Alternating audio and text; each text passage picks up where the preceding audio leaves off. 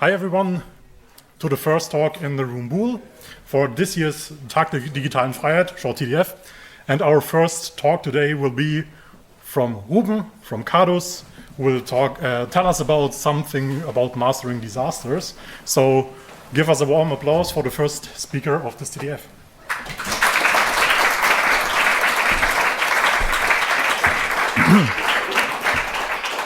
Thanks a lot. So when I asked whether I should talk in English or in German, I was asked to talk in English.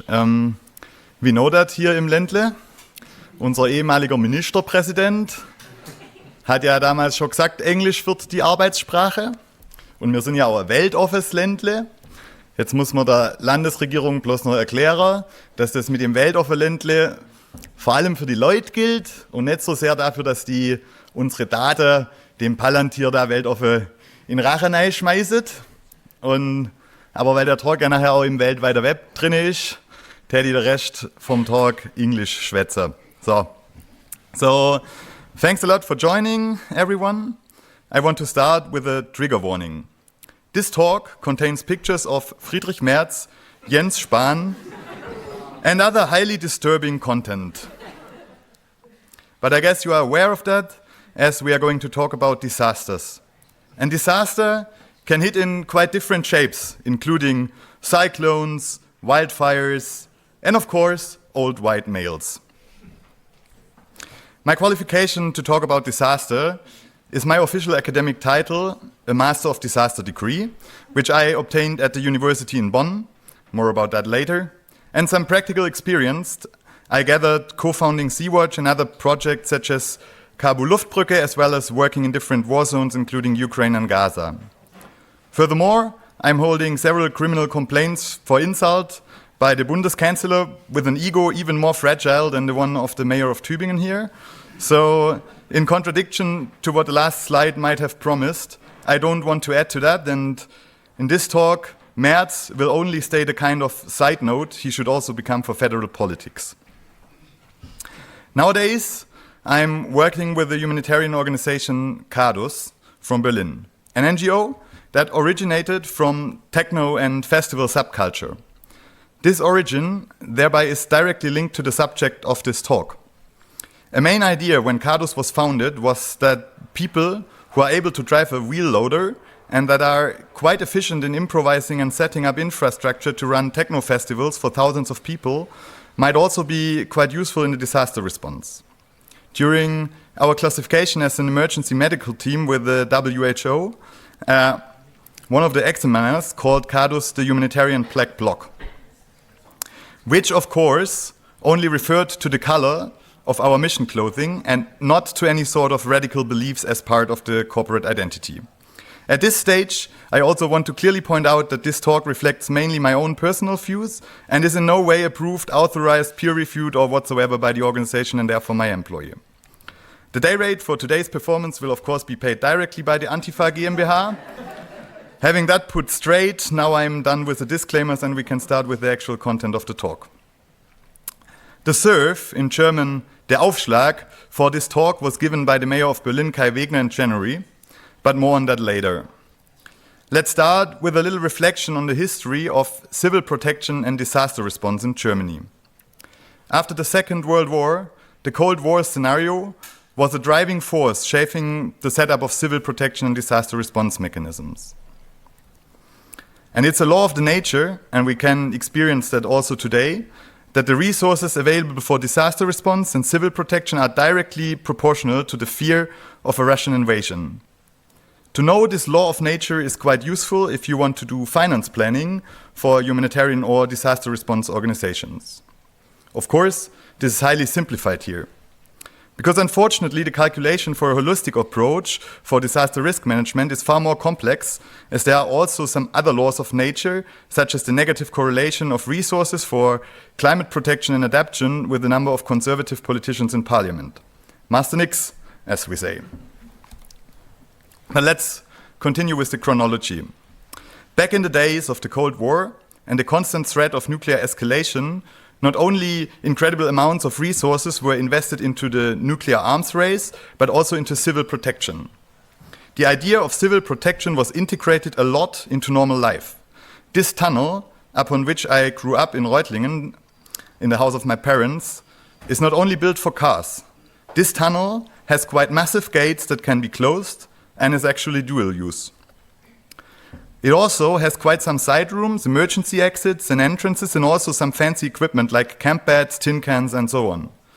However, today, it's nothing more than an awesome adventure playground for children like me, as long as you own a square plate screwdriver.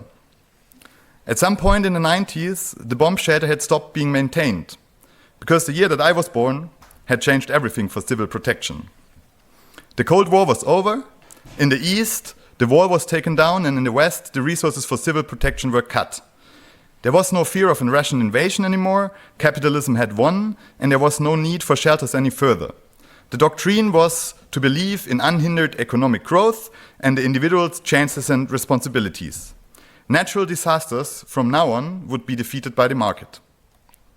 We felt safe. We could even have Dieter Bohlen perform in Moscow without Berlin getting nuked in response. And we would have enough blue-lighted cars to have 2 of them coming for 1 patient. That's the superiority, that's the prosperity. Maybe for those that are not so familiar with the German emergency medical system, here you have an ambulance that comes with a paramedic with limited authority, and then the emergency doctor is coming with an extra vehicle. Not to all, but to quite some of the emergencies. This ensures high standard of treatment, but also is quite resource intensive and rather atypical compared with other countries. So it was a time to transform swords into plug shares, which also meant civil protection vehicles to camper vans.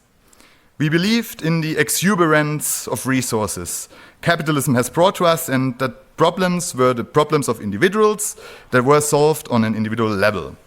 The climate emergency wasn't a topic yet, and the forces of nature felt manageable.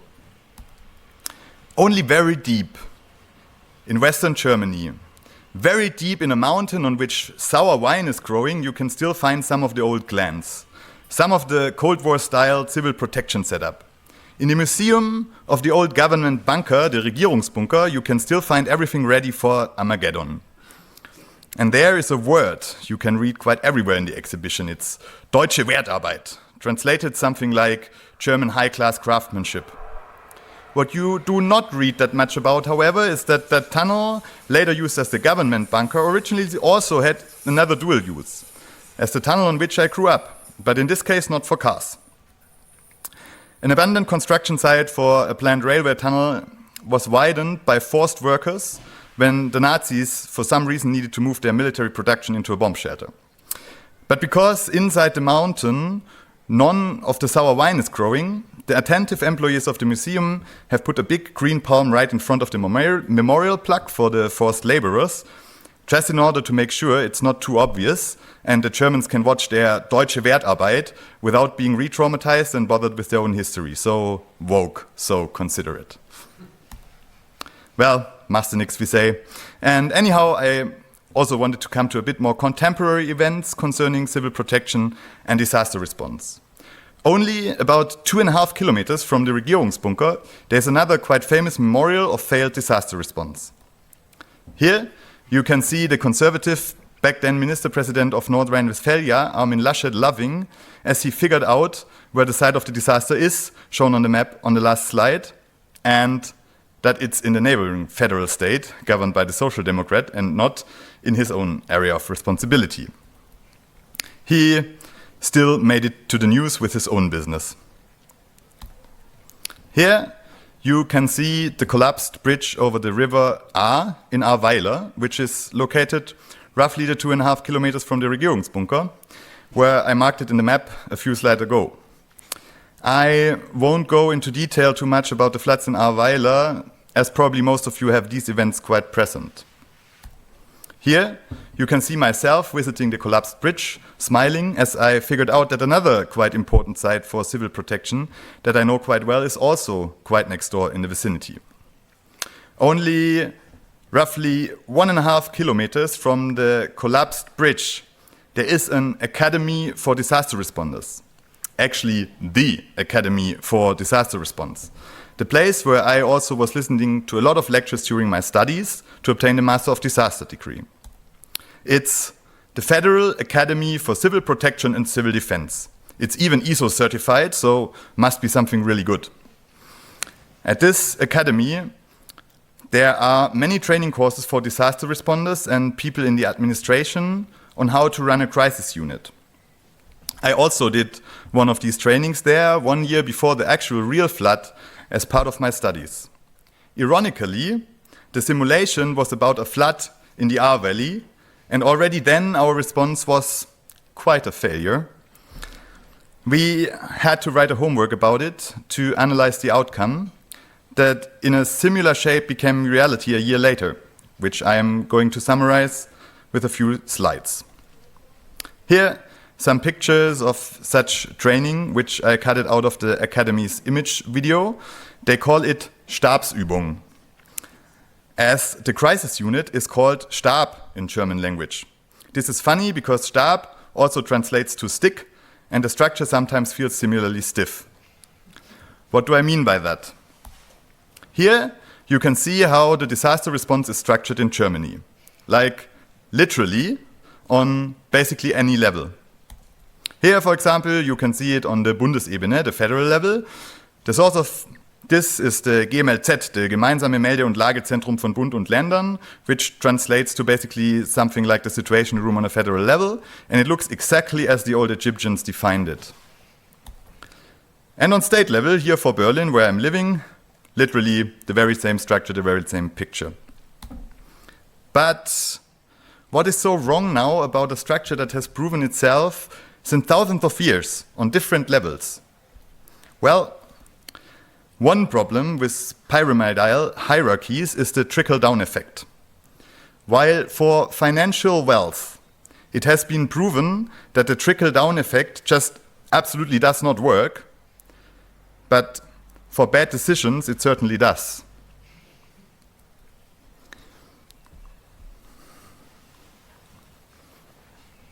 And the saying is, of course, the fish always rots from the head down. But next to the trickle-down effect of bad decisions, there is also a second major problem with pyramidal hierarchies, which is the bottleneck, pictured here. So, where's the crisis unit now? Exactly, there.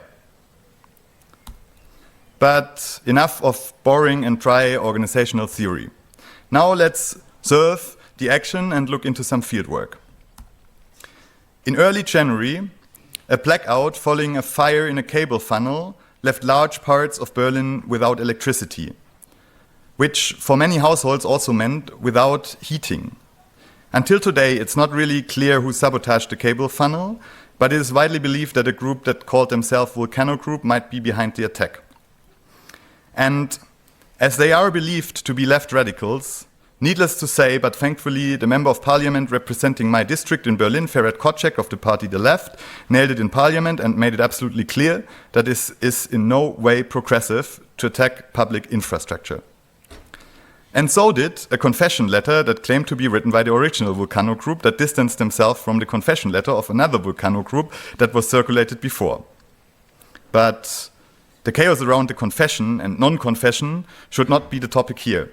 I want to talk about the even bigger chaos around the disaster response and the lack of efficient coordination that we experienced during the days of the blackout. I remember well driving back to Berlin from south of Berlin that evening when the blackout happened. It was snowing heavily and I saw dozens of close calls and near accidents, as obviously also the traffic lights were not working. So of course, at the CADO's office in Makerspace, we were also aware of the freezing, elderly or ill people Ferhat would later refer to in parliament. For us, the task sounded quite clear and easy, as the area of operation was damn close to our storage. We are used to far more complex logistics. Normally, we have to get stuff to places like Ukraine, Gaza, or Sudan. In this case, it would be less than 10 kilometers. The only thing we needed, we thought, were the keys to the storage and the keys for the transporter. So we wrote an email to the responsible structures within the administration and offered our support. Tents, heaters, generators, mobile lighting, everything we had on stock that could be useful in a blackout scenario. And then we waited and waited.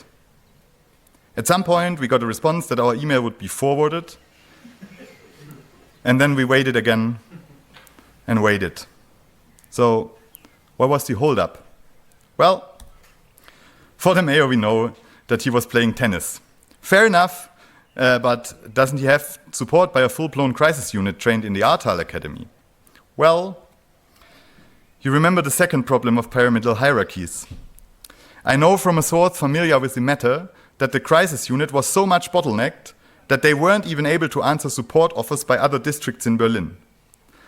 This also fits well with the picture provided by a friend of mine who is a volunteer firefighter in one of the affected districts. We were called to the station where we would have had everything, cars, generators, all of that, but there were no orders. So I went home again and told them that they should call me if there actually is a job to do, she told me. As the bottleneck issue on the level of the crisis unit was quite expectable and obvious, we decided to approach the next level below that. In Berlin, that's a concept called Katastrophenschutzleuchtturm, which means disaster response lighthouse.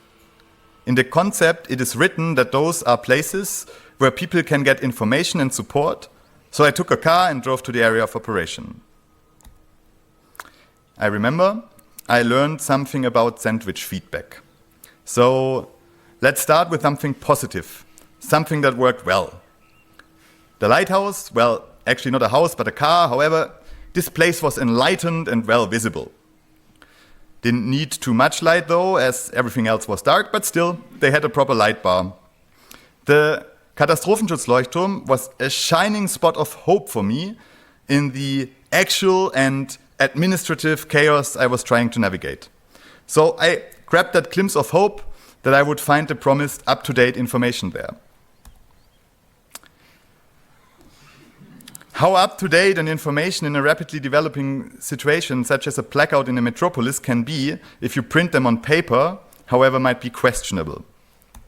I mean, I'm really not a fan of Amazon, and preparedness could have saved it all, but even if they would have ordered a flat screen, only the first day after the blackout already had happened, at the point of time when I was trying to get up-to-date information from these clammy wet pages held by a few magnetos, they could already have had a nice 1 meter flat screen on scene. And a massive light bar is the proof that this car had electricity on hand. But I wanted to stay positive. At least I got some information there.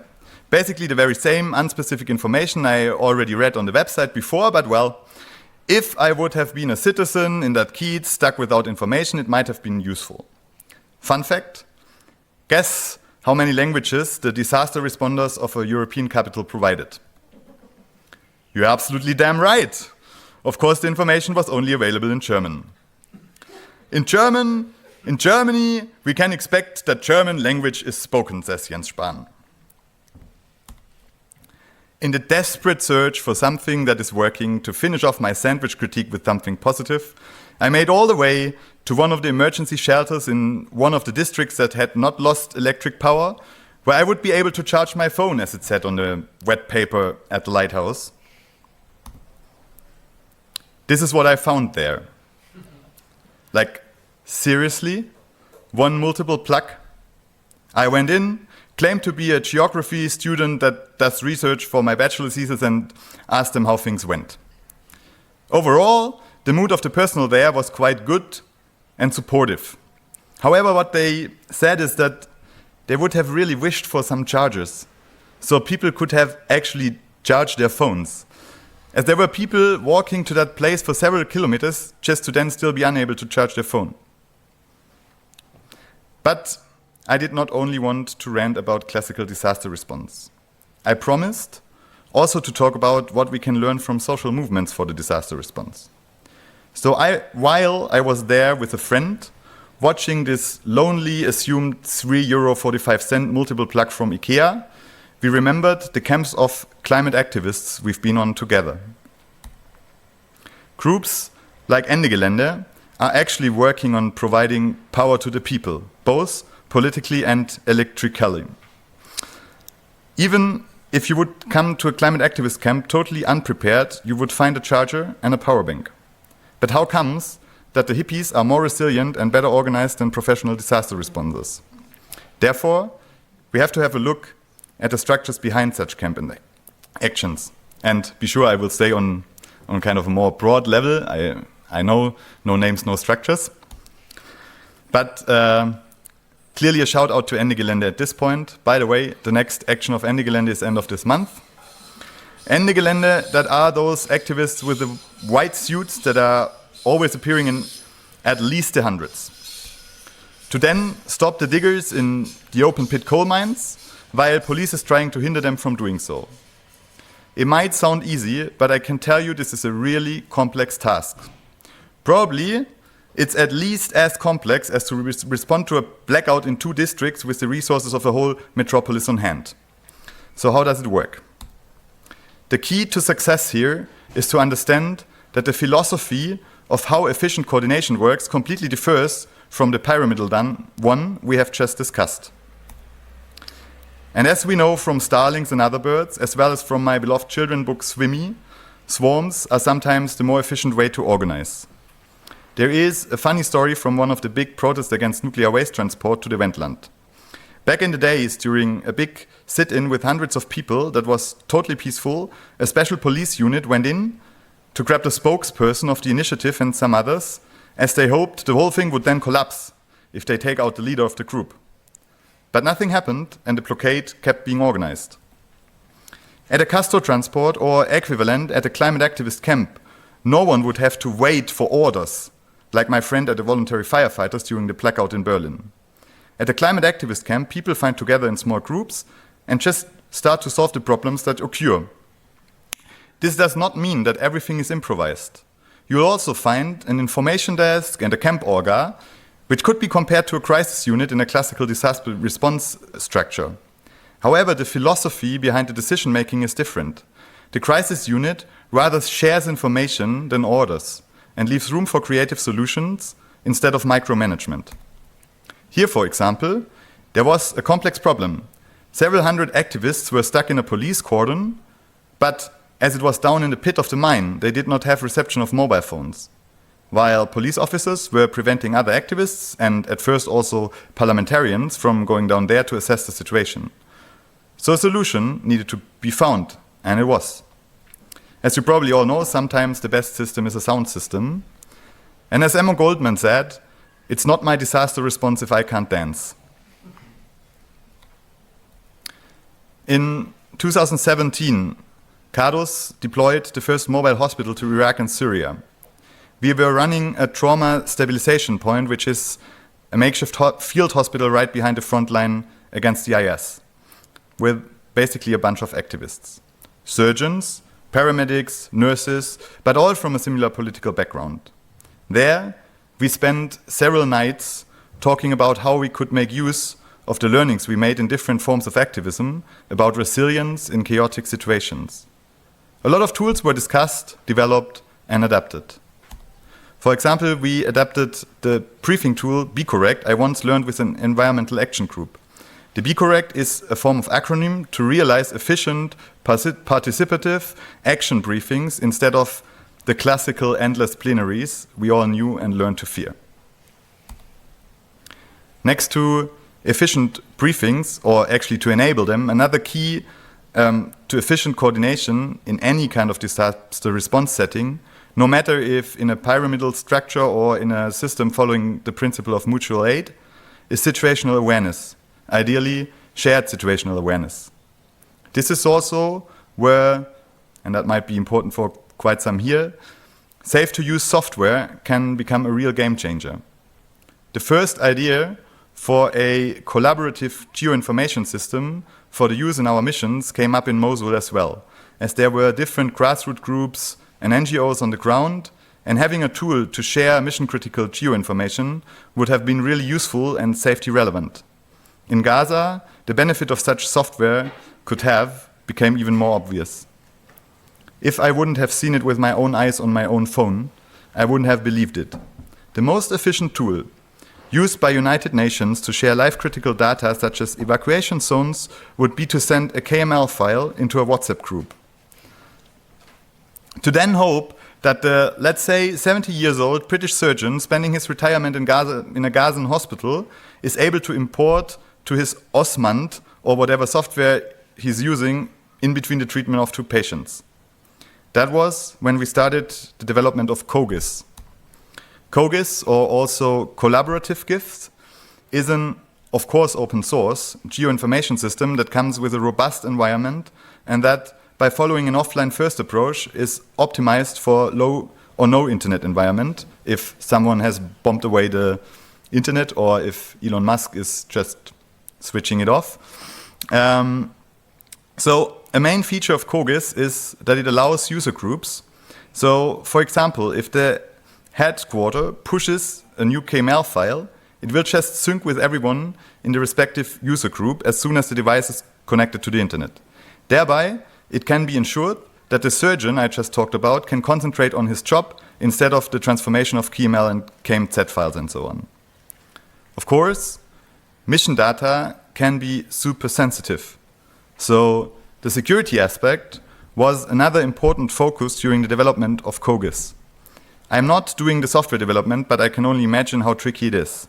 Luckily, and thanks to open source and GitHub, we did not need to start from scratch.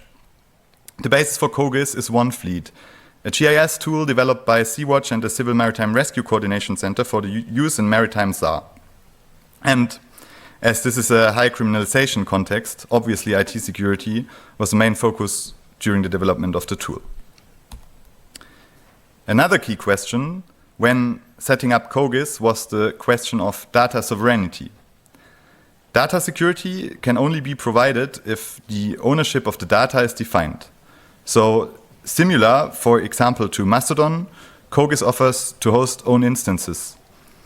So, if you want to keep your most critical, most sensitive data for yourself, you can do so by just setting your own instance, while you can still share certain layers with other instances and user groups.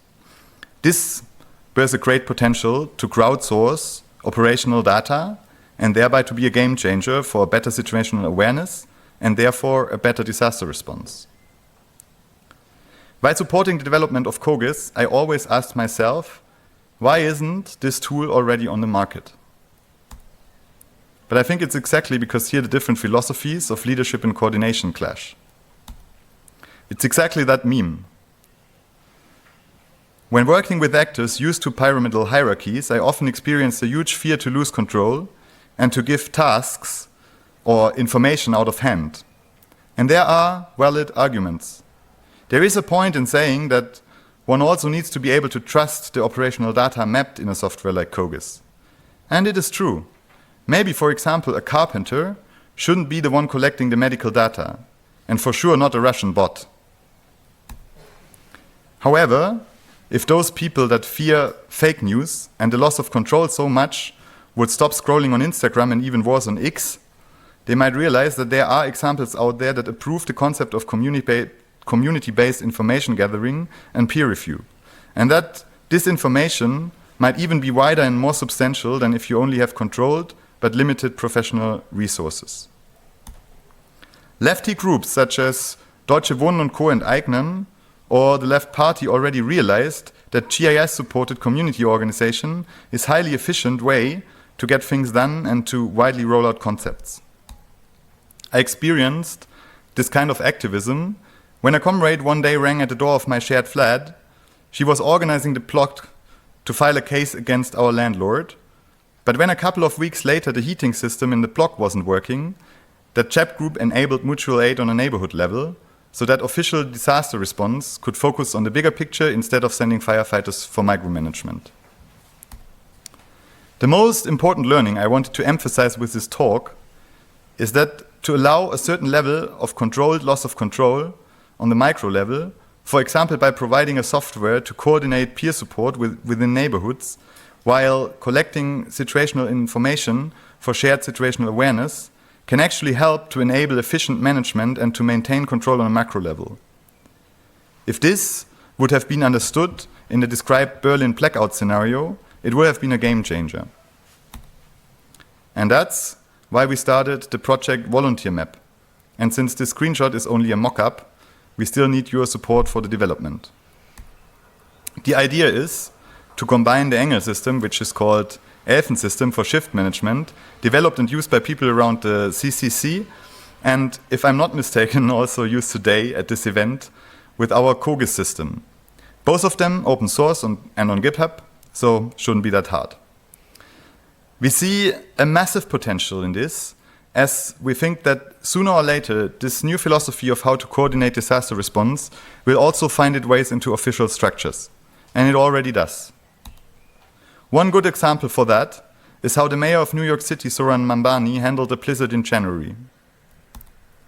Pretty much same time as the blackout in Berlin, but totally different approach. Mamdani, instead of only counting on the existing pyramid, just increased the wages of the workers involved in the snow clearance and basically called everyone in to grab a shovel wherever they are and to solve the problem they'll find where they are on the spot. In no time, traffic was moving again in New York City. So, choose your tools and choose your fighter. To pull up this joke actually was my main motivation when I set the topic for this talk.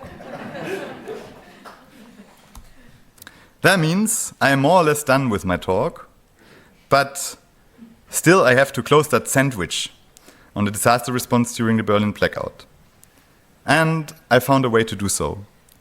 A big shout out to some refugees from Ukraine that during the blackout, unlike us at Cardos, did not wait for a mail to be answered, but just went and set up a point of invisibility, as they are called, and as they are routinely set up in Ukraine by ordinary people in the event of a blackout. These points of invincibility are a concept developed in Ukraine that is basically pretty much the same thing as the Berlin disaster response lighthouses, with the slight difference that the Ukrainian refugee actually brought chargers and USB cable. So the sandwich is closed, and so is my talk. Thanks a lot for the attention, and come to join us. If you have any questions, I think we have a couple of minutes left, and I will also stay around for a bit.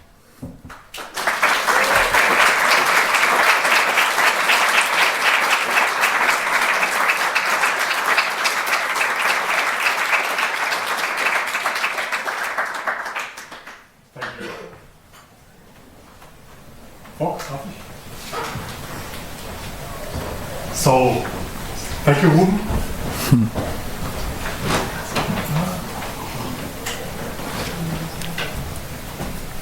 Thank you, Ruben, for your talk. You already got your applause, but now we have time for questions. I will give this microphone around, so everyone who has a question, raise their hand, please.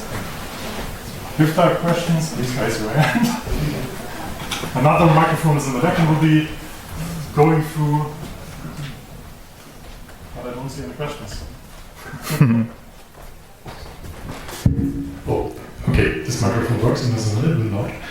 So, are there any questions?